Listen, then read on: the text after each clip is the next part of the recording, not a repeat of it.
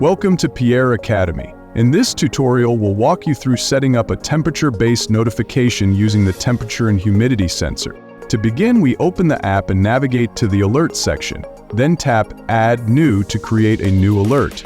We name this alert something clear and specific, like Room Temp 25. For the assigned role, we choose Academy, and for the notification method, we select Receive Phone Call. We add the automation by clicking on Add New Automation.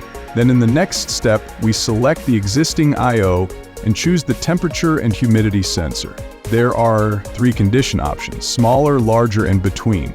In our case, we want to receive an alert if the temperature exceeds 25 degrees, so we select the larger condition. Once the threshold is defined, we save the automation and tap Done. To test this, we begin raising the actual temperature around the sensor, manually forcing it to send its latest value.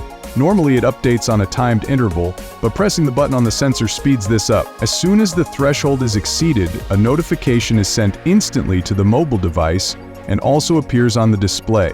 And that's it. Quick, effective, and fully automated. Thank you for watching this PIERRE Academy tutorial. Be sure to check out our other videos to unlock the full potential of your smart ecosystem.